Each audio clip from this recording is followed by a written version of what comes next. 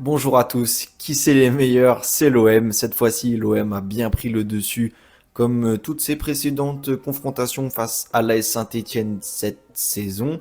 5-1 à domicile et ça aurait pu faire 8, 9-1, 10-1. Voilà, on va expliquer pourquoi l'OM vraiment c'est tactiquement très intéressant. J'ai remarqué un truc, un détail, mais enfin je pense que peut-être que tout le monde l'a remarqué, mais De Zerbi autorise très peu de nombre de touches. Franchement, j'en compte pas plus de 3 par possession de joueur et c'est peut-être ça qui fait la différence. En tout cas, Guiri est comme un poisson dans l'eau. 2 buts pour lui ce soir et waouh, franchement, l'OM a une profondeur de banc exceptionnelle. Donc, s'il continue et qu'il se qualifie en Ligue des Champions cette année pour recouvrir leurs dépenses, ça peut vraiment donner quelque chose d'intéressant l'année prochaine.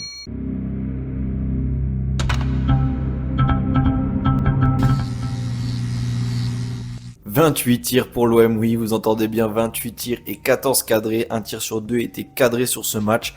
Les Marseillais n'ont pas arrêté d'attaquer, au contraire de Saint-Étienne, 7 tirs et seulement 2 cadrés. Franchement, je comprenais pas pourquoi Irving Cardona n'était pas aligné de base, puisque franchement, il a fait la différence en rentrant en seconde mi-temps. Et souvent, bah, moi, j'avais l'impression qu'il faisait la différence, que c'était un facteur X, donc peut-être que le nouvel entraîneur l'utilise vraiment plus qu'en super sub, mais en tout cas, moi, je trouve que c'est dommage de pas bien attaquer le match avec un Irving Cardona qui peut te donner la profondeur et la vitesse que devant peut-être Davitashvili, Stassin n'ont pas. Donc c'est dommage pour eux. Et au final, ils arrivent à en planter un. Voilà, Lucas Stassin qui arrive à inscrire quand même un but qui aura le mérite d'exister, un but de consolation. Mais waouh, franchement, l'OM n'a pas arrêté. Et voilà, et je pousse d'ailleurs un petit, pas coup de gueule, mais bon, voilà, l'arbitrage, je l'ai pas trouvé exceptionnel. La main qui amène le deuxième but et le penalty. Escalier, c'est comme la main de Rabiot, c'est compliqué de. Je trouve quand on a connu un football où les mains comme ça n'étaient pas sifflées, où ça comptait comme une main qui est collée au corps, parce que franchement, voilà, on peut pas, on a des bras, c'est pas possible un moment de jouer sans bras, de les mettre tout le temps derrière, et c'est les réflexes naturels, donc c'est dommage, mais bon, je suppose que les Marseillais prennent ça avec plaisir. Et par contre, pour les Stéphanois, voilà, le but pour moi de Balerdi en première mi-temps était totalement valable, puisque Heuchberg ne fait vraiment rien pour empêcher l'Arseneur, il a les 2 pieds au sol, de passer l'Arseneur qui doit vraiment passer une mauvaise saison, puisque maintenant ils sont devenus officiellement la pire défense de Ligue 1. Et peut-être que son mètre 81, qui n'est pas dû à sa faute, mais bon, qu'il arrive à compenser dans d'autres armes de sa palette en tant que gardien, voilà, au final, voilà, on voit ses limites. On voit aussi les limites de sa défense parce qu'au final, quand on a 14 tirs cadrés et qu'on n'en prend que 5, et ben l'Arseneur fait quand même son match et c'est à sa défense peut-être de prendre le relais sur ses coups de pierre étaient là, où Balerdi suit bien, Højbjerg ne fait rien et au final ils arrivent à faire annuler ce but là en protestant, etc. Mais pour moi, voilà, il y a rien.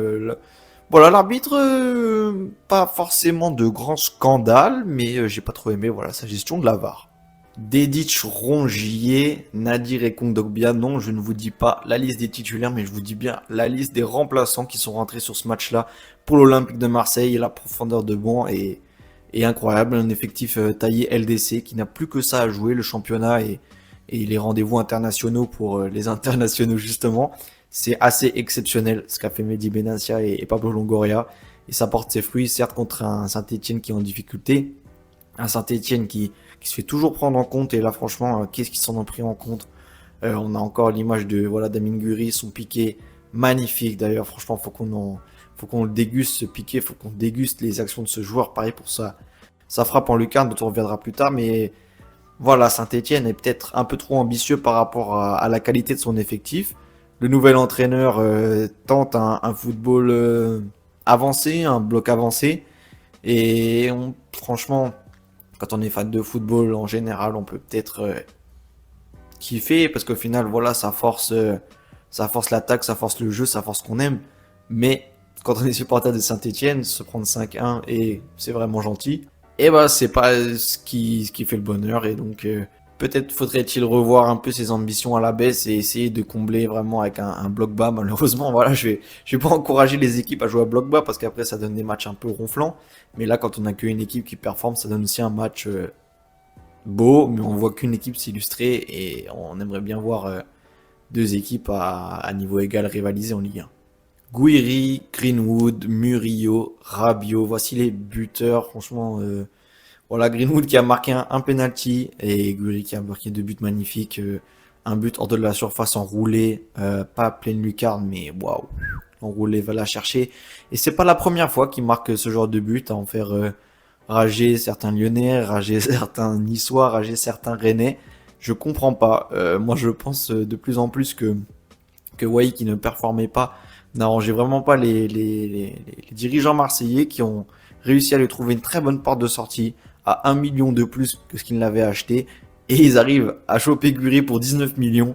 Le hold-up est tout fait. Voilà, franchement, je suppose que les Marseillais sont ravis. Je suppose que Guiri est ravi. Ça fait plaisir de voir voilà, ce joueur s'épanouir en Ligue 1 parce qu'il nous faut des joueurs comme ça qui font briller les talents français, qui font briller les clubs français et waouh, ces buts-là, ils sont beaux. Il a même failli mettre un triplé ou le triplé, enfin, qui s'envole de peu avec un arrêt de Gauthier Larsonneur qui en fin de match, voilà, a tenu la baraque pour pas se prendre un 8-2 que les Stéphanois s'étaient déjà pris face à Nice.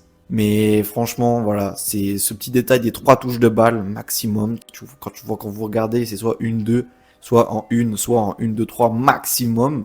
Peut-être les attaquants s'autorisent quand ils sont en face à face tout seuls à faire 4 touches de balle sur le but de Guiri. Mais je les ai vraiment pas vus faire plus. Et des fois ça repique bien dans le centre. Et quand ça repique bien dans le centre, et bah c'est toujours accompagné de 2 joueurs. Ismaël Benasser, voilà, il arrive bien à faire ça, repiquer dans le centre, Rabiot aussi. Et quand ça attaque, et bah t'as toujours 2 lames qui peuvent combiner. Donc soit ils s'effacent et surtout voilà, c'est ça le sacrifice physique, le jeu sans ballon de Marseille est exceptionnel. Quand on regarde voilà, les courses qui sont faites dans le vent, mais du coup les espaces qui se créent, c'est assez impressionnant. Donc voilà, victoire méritée de Marseille, qui conforte sa deuxième place avec 7 points de retard sur le PSG et 9 points d'avance sur Nice qui n'ont toujours pas joué leur match, avec un match d'avance donc. Et Saint-Etienne tombe malheureusement à la place de barragiste.